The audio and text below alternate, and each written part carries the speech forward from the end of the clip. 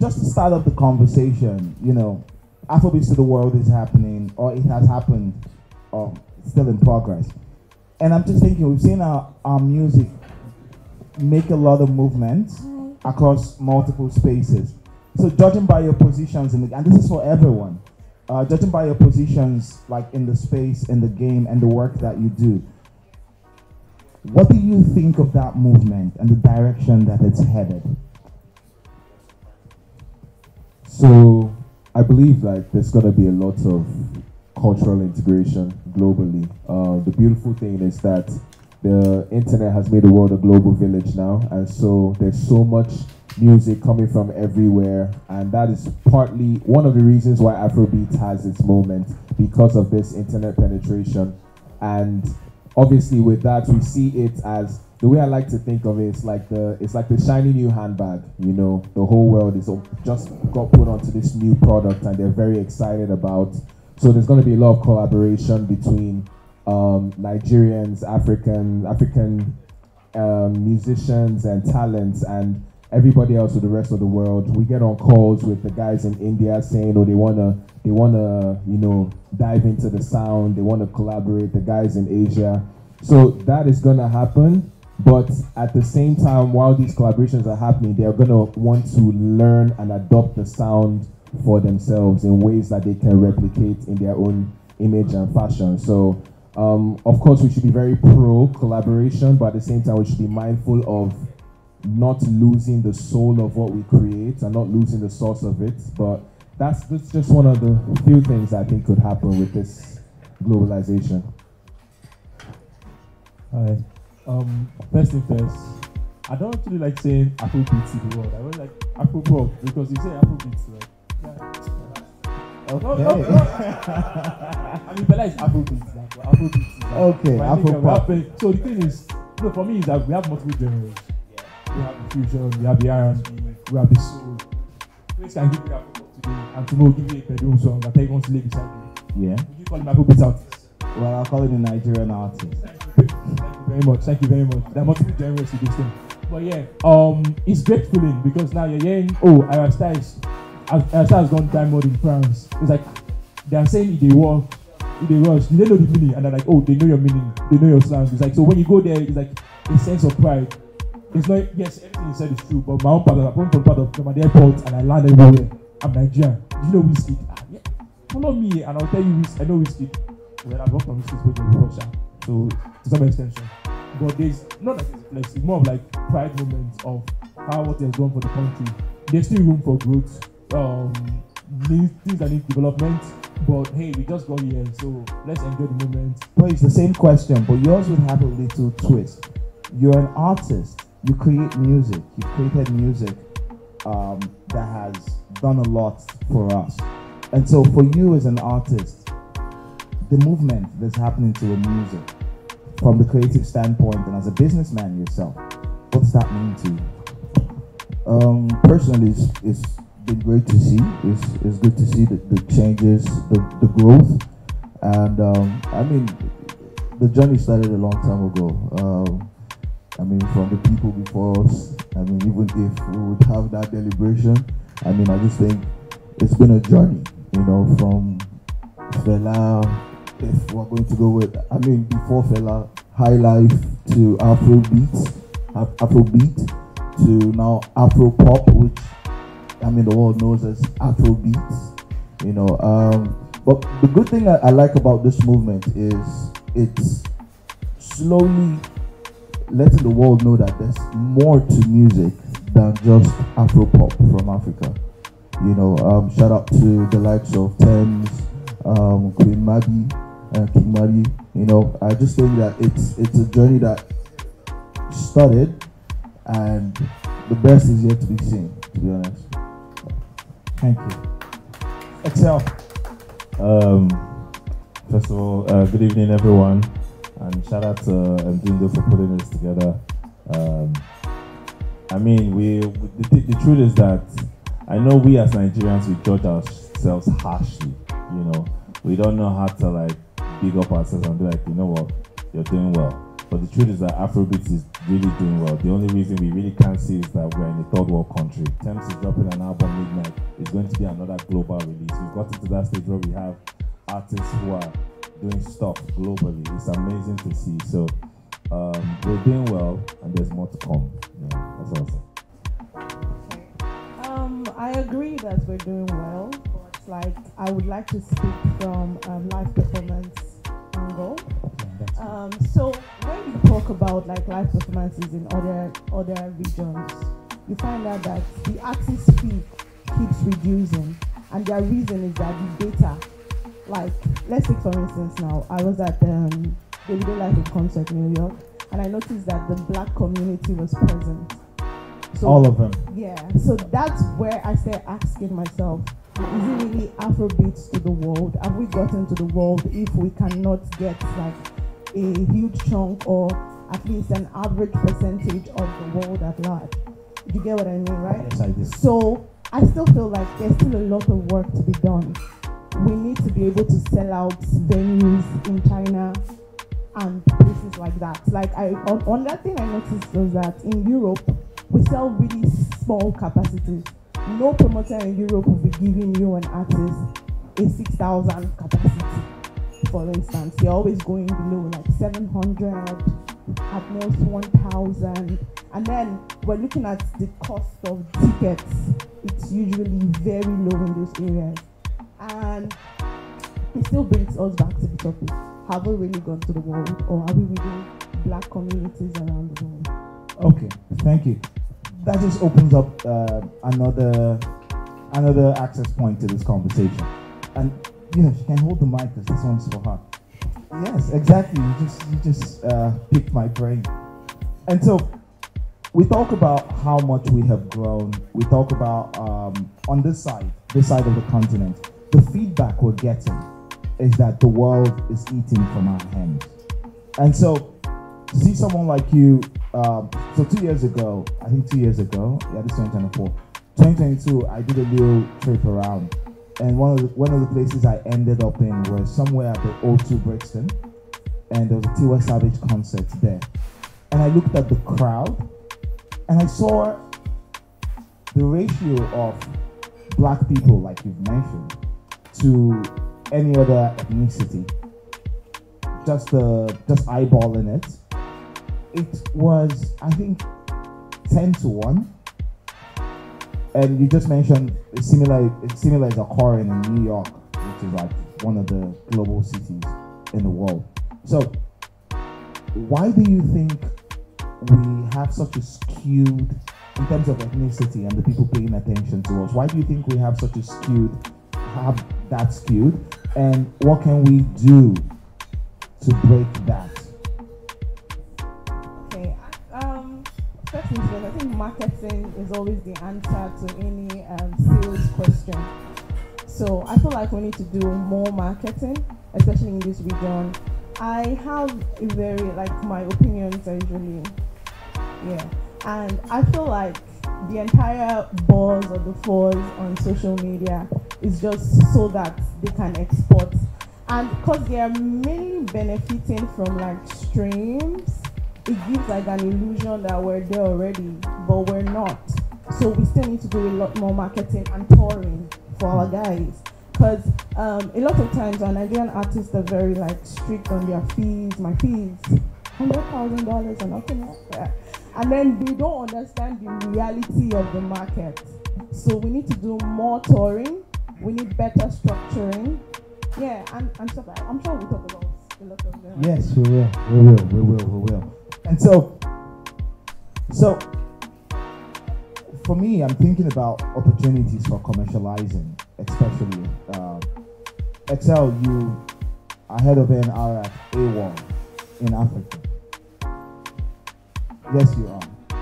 Yes. Because when I read the jingle, they said partnerships. Okay. So for you, you work with you straddle the intersection between both worlds. So you're working locally and you're exporting by virtue of your job and your experience also within the space, decade-long experience. So I'm wondering, for someone like you, how do you know what works, what can sell, and the avenues to sell these? I think that, first of all, there's a lot of knowledge that comes to experience, right?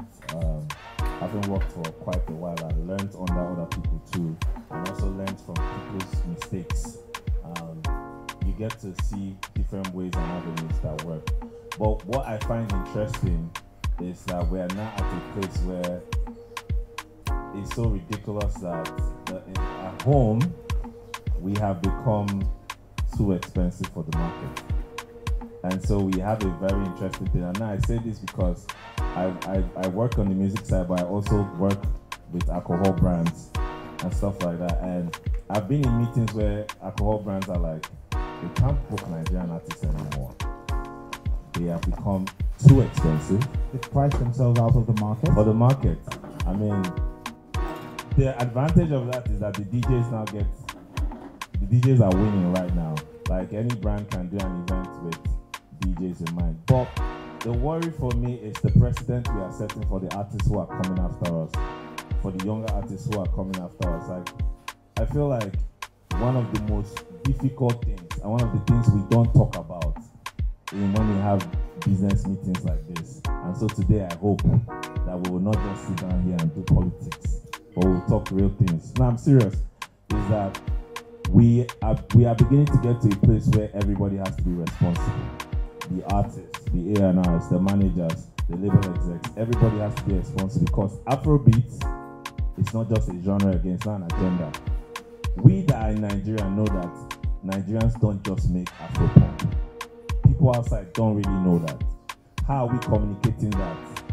Do you understand? How do we communicate that? Because somebody will call, if they don't know, they may call Tope Alabi an Afrobeat artist. Yeah, it's gonna happen. There's nothing you can do about it because we've not taken responsibility of educating. So in our attempt to enter new markets, commercialize and enter new territories, we should not only be money focused, but we should also be agenda focused. You understand? But how far are we with the agenda? We have people who aren't honoring contracts till now. We have people who still have lawyer issues till now. Like, we shouldn't be talking about certain things, but unfortunately, that's the reality of the situation. Just a bit. Amanda, please reach out to Excel for the people with lawyer issues. No. I'm good, you know. But like, we all have to become responsible people, you know. And this is like, A&Rs are getting to the point where it's like, they also, it's not just enough for now to like help the artists in the studio and find their sound and find their voice. We also have to teach you to have character. Come on, who has time for that? Yeah, and I'm seriously worried because the younger artists watch the big artists. It's like kids. Kids don't do what you tell them. They do what they see you do. They do what they see you do. And the younger artists are looking at what the bigger guys are doing, and like, people are moving crazily, people are moving anyhow. I saw a situation where someone who works in marketing for a brand, and they got a Nigerian artist, a big artist, an ambassadorship deal, lost her job because on the day of the launch, the artist didn't show up. Yeah. And I wonder if people pay attention to history. If we carry this, people always feel like because they can behave like this at home, when they go abroad, they'll do better. But it's a lie. It's a lie because habits become character. I remember how we carried our lateness event culture to One African Music Fest, and they switched off the lights when Jidena was going to go on stage. Yeah, real life. So, yes, are we doing well with the music traveling? Yes, but if we don't handle the agenda of it, the business of it well, we've already failed. Yeah, so you're saying even with brands tapping into the space, this issue of behavior and character comes in. 100%. And so the brands now are very fearful of doing things. They are I'm not even exaggerating what I'm saying. They are very fearful. I know a brand that had to reshoot an ad twice because the artist didn't show up. It's crazy. But it's crazy. There's nothing else I can say. That's really amazing. And then for someone like Honor, you work with 1 million artists. Yes, I get your email every day. I'm serious. You're the most prolific emailer in this industry. Thank you. You deserve an award. Somebody called Guinness. Yeah, you do. And for you, a lot of your work involves empowering artists from going from music creators to being people who earn from their music. And for you, seeing what's happening to music, seeing the proliferation of our sounds around the continent, around the world, how do you empower an artist? I know it's a lot of your job, you do a lot of that. But we want to know, how do you empower an artist to move from this space that we're having now, to move from Lagos, to move from this, to move to places where, maybe New York or Delhi in India, or maybe Korea? How do you empower an artist to make that sort of trajectory? Thank you. You don't know the truth, not the one on paper. Yeah, tell us the truth. That's I what take we them to lunch, and I tell them, look, if you fail, you fire me. If you succeed, you go further. So all I need from you right now is tell me, how did you make this album? I need you to open my phone, do this voice drop right now for me, and do every single thing for me. I know you're going to go missing in 6 weeks, but let me plan for your disappointment. So because I've failed several times, I don't want to fail again. So I put that back now. Like you said, not like you said, I'm paraphrasing what you said. Like, I have no desire or taste for poverty, so I apply myself in every area. Artists are going to be artists, but also the ones that want to learn. How do you teach them to learn?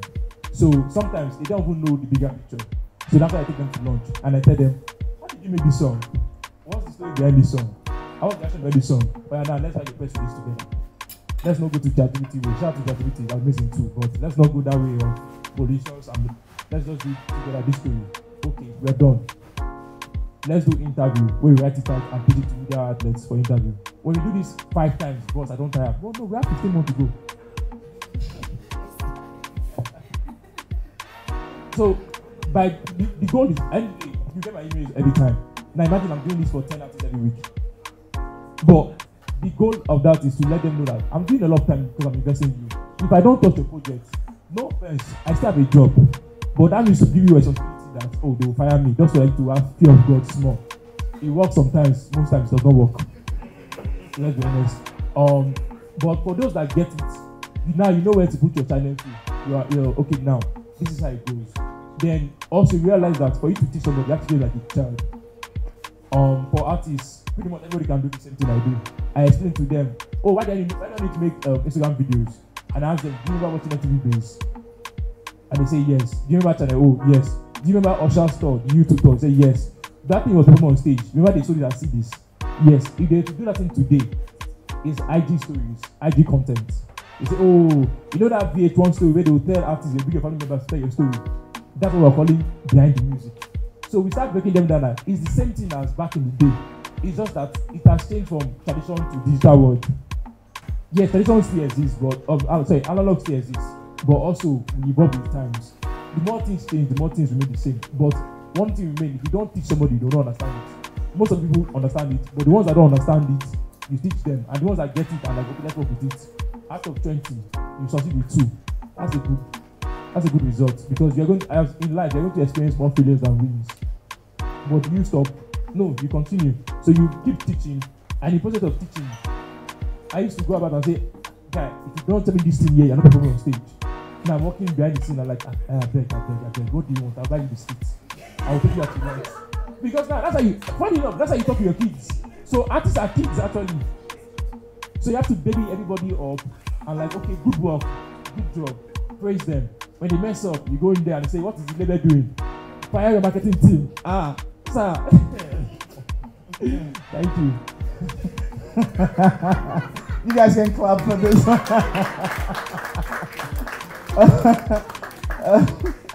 Okay. Yeah, amazing. Thank you. I like how candid we are here. I like how we're speaking our minds. I love it. I handle a lot of panel discussions, and this is one of my best so far. And we've only just started. Okay, Akachi, you know, you work in A&R. Yep. Yes, you handle a number of releases. You work with Don Jazzy, you work with Rema, you work with Ira Star. I could call the entire roster. You even work with yourself. That's a whole other story. But let's keep going. Exactly. But for you, I like to think of A&R in two ways. And you know, previously the market we had, before Afrobeats to the world, the market we had was when people, then we didn't have A&Rs. For those who have worked in the game that long, you understand? We didn't have A&Rs, we just have industry guys. Yeah, we did. A lot of people with jobs now were industry guys 10 years ago.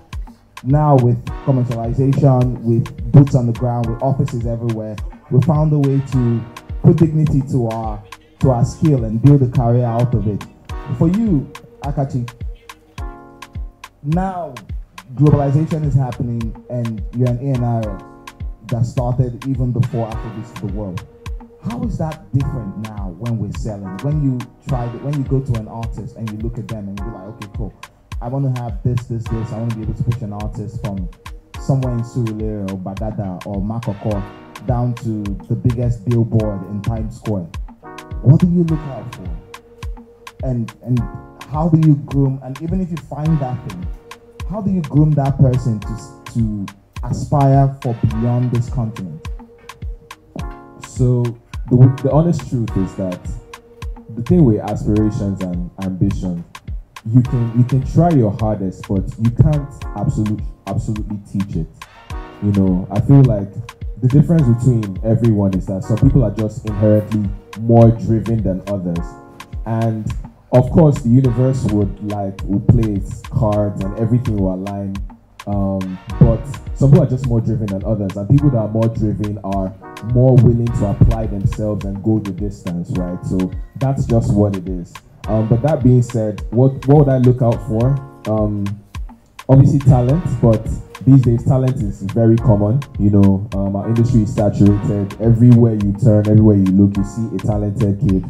You know, you're probably going to in December, probably going to a concert somewhere, maybe a hotel or I don't know, somewhere, and then some child is coming to rap to you in Yoruba, the same bar that the other 4 kids before him were rapping to you, just like he sounds better. So it's talent is everywhere, right? So, but let's just say, entry level talent, cool. So for some people, you know, some people just have an it factor, the ability to command the room when they walk in.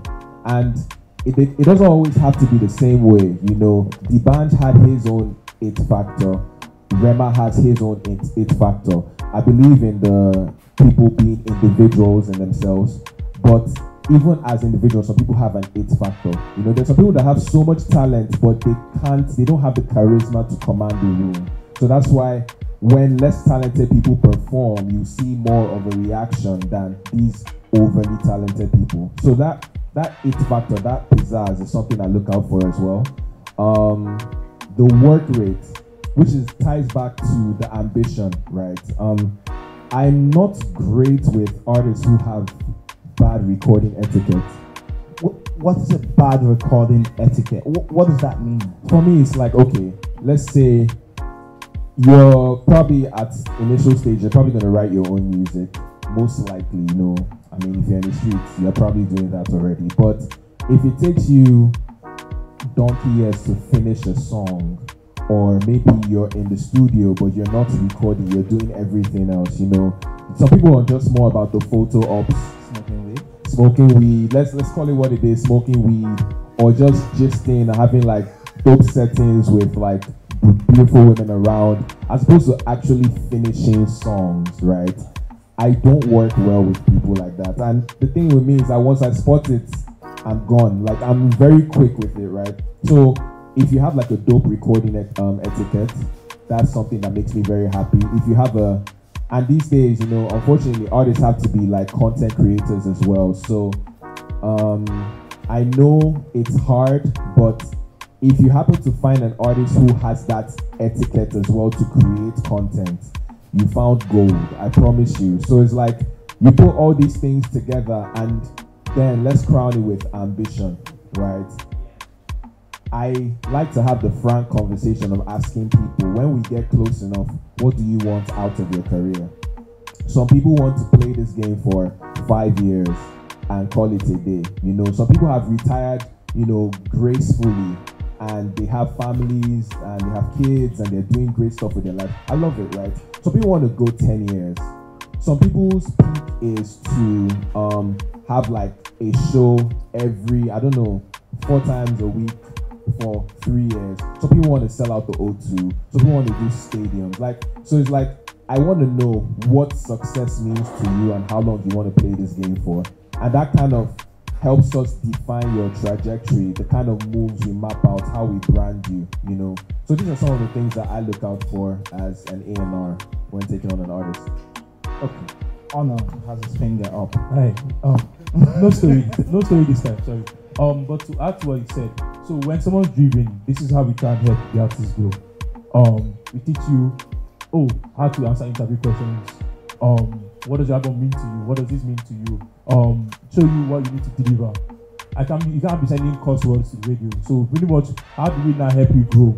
By sitting, asking you to meet all the deliverables, teaching you how to be presentable, teaching you how to be respectable of people's time, learning to say thank you. It goes far, a long way.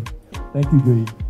Okay, thank you too. Thank you. I said thank you. I love it. Yeah, I hope that goes far. Okay, Praiz.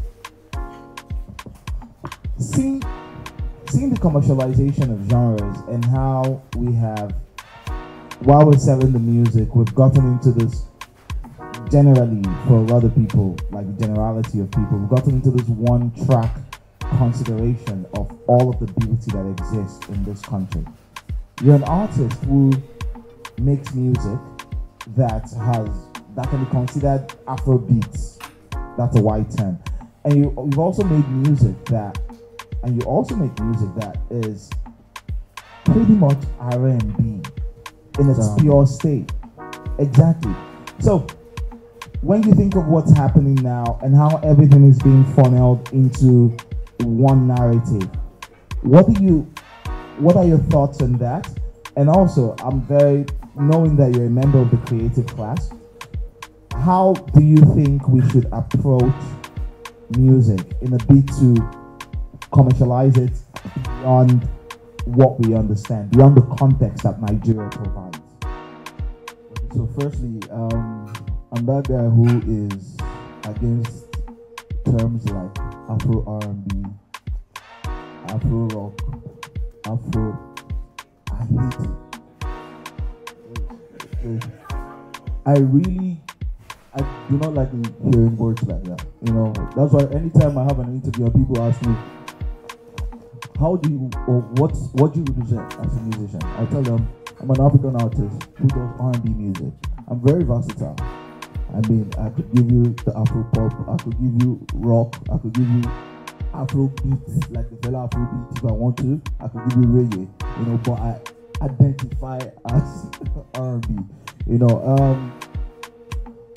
Unfortunately, okay, let me use fortunately because I'm an African artist. It's great to see how the kind of music we do as Africans is being accepted now, you know. But I also want us to push the narrative that regardless of the fact that we are African artists, we have great singers, we have people who could do the R&B like a Tank or like a Chris Brown. We have the people who could do, we have Johnny Drill who's super amazing. And I mean, I'm not saying he's not out there, Johnny Drill's out there, but why do we not also push the narrative of African artists who do this kind of music?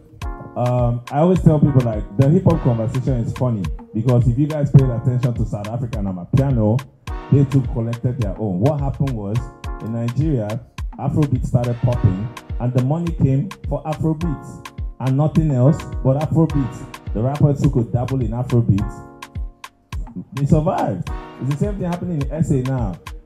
It's tough for the rappers. Amapiano is taking over. The rappers who can't find their way into Amapiano in South Africa, they are going through it right now, you know. And so I feel like, and then again, we Nigerian artists and everybody who works in the entertainment space, if you're young, do take your time and research Nigerian music history. We've done a lot of great things. This country used to have rock groups, not Afro rock, proper rock groups, do you understand? And bands. And I'm like, we did a lot of amazing things in rock, in R&B, in synths. I mean, there's the whole documentary by Noisy on William Oyabo. It's on YouTube. Please go and watch it. On funk. Do you understand? So we had a large palette for music, and it still exists. Do you understand? It still exists. It's just that because of where the money went, certain people made it, certain people struggled. But it's really time for us to reset that, because I feel like the audience fatigue that we're suffering now is literally, bro, you can hear an Afrobeat song start and you can tell the cadence or the bounce the artist is going in. That's crazy. That's not art again. Music is art. It's not carpentry work. It's not hammer and nail. It's not factory. You get me? So we need to get back to that. People need to get back to really being creative and making great music for the sake of making great music. You know, so half the industry is chasing hits and everything sounds the same. And okay, Ashake came with the crowd vocals, everybody ran to do the crowd vocals. Like, we are no longer creative. You know, so it's time for everybody to really take risks. Take risks. We are even at a place where, in my opinion, this is my opinion, all right? Don't go and quote Mdundo. This is my opinion, that we are due a reset in our industry. We need a new bunch of superstars to emerge, in my opinion. And I don't think there is people who are doing the same Afrobeat way that will take all of that space. You know, we really need new people who are bold and confident enough and can actually make great music. Because once in a while I see people tweeting and be like, you know, I'm trying something different, nobody's supporting it. It's shit, bro. We see, listen, the fact that you can work hard at something and it's shit, and it's fine. You learn and grow from it. It's actually fine. Do you understand? Like, go and watch, please, you guys, watch music documentaries. Watch the making of Thriller album. They were so struggling with the song Thriller. Michael Jackson sat down and was crying in the studio out of frustration. That's what music is. You know, like, make we vibe. It works sometimes, but that can't work every time. You can't build a career on vibes, bro. Vibes is not a strategy. Yes, it's not. You understand? And we have everything we need. We have songwriters. We have amazing producers. People outside of this country are using Nigerian songwriters and they're cashing out. So, like, what are we doing? You know, it's really time for us to take those kind of steps back. Thank you. So, also we need to be careful not to have a repeat performance of what happened to dancehall. We all know, those who are very concerned with dancehall, when it came into limelight, it was the rave. Everyone was crazy about dancehall. Everyone wanted to jump on dancehall, or have a record with a dancehall artist, you know. And that period, that was when also this guy when in Vibes Hotel, it became monotonous. It lacked creativity, and if we're not careful with Afrobeat, it's the same thing that will happen. Because I mean, just for a few amazing artists who can say, okay, today I'm giving you Afropop, tomorrow I'm giving you drill, but you can still vibe to it and be happy and not lose the essence that the artist brings. Just a few people can be able to deliver that, you know. So if we're not careful, we need to enlighten the people coming. Just for context of how bad it is right now, you know how, like, we have major labels here, we have DSPs here. In the Caribbean, there's none. They do dancehall playlists from London. It can happen to us, so no go dollar. I agree. Thank you. Lachlan, so for you work as a lawyer, and business manager, all of what we have spoken here is in the creative sector and the marketing sector, how to make sure the music comes out well, how to make sure it's promoted and sold well and even marketed well. For you work a very, I like to call it a sacred part of the business. You handle the legal parts of it. What do you think needs to happen? I know we used to talk about contracts not being honored, people, moving away from deals. What do you think needs to happen for us to properly cash in on this? We're commercializing our genres now. We're pushing for the great industry reset. We're looking for new superstars. How does the legal part? What needs to happen in the legal part for all of these to make sense? So I think we still need a lot of sensitization about legal, what it entails. A lot of people are just they're vibing it through. We don't have actual legal representation. So the first thing is to have a legal representation. Secondly, you don't just have legal representation and leave it there. You need to understand what your contract says. So whether or not your lawyer is there, you understand the basics. And then you need to know exactly what type of relationship you have with your label. Like, is this a recording deal or is this a 360? Understanding your contract goes a long way. And now that we're talking about exporting our music, you also need to understand the applicable law. So in every contract, they have a governing law. So if you're in a relationship with a label that is operating from the UK, you probably know that it's English law. What does the English law say?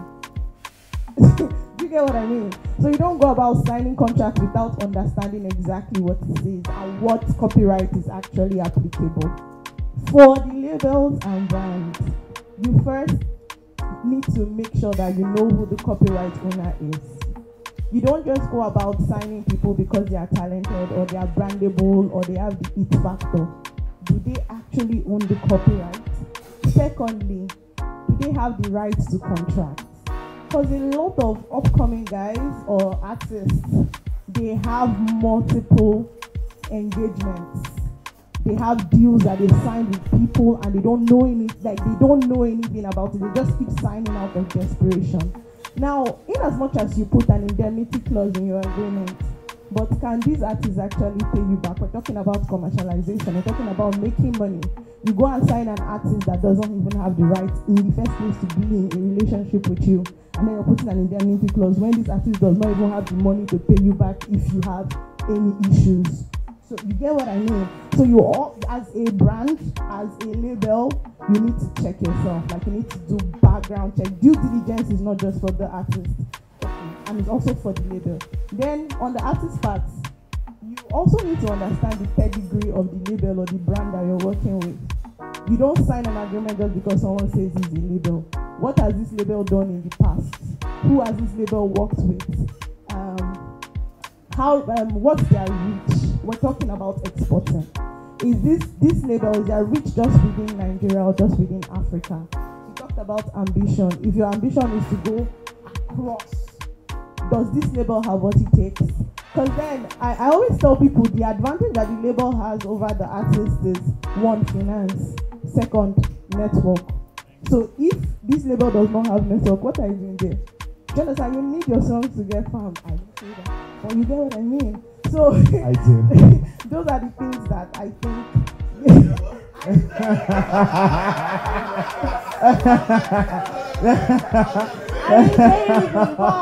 You get what I mean? Like, you need to do. Okay, thank you. Thank you.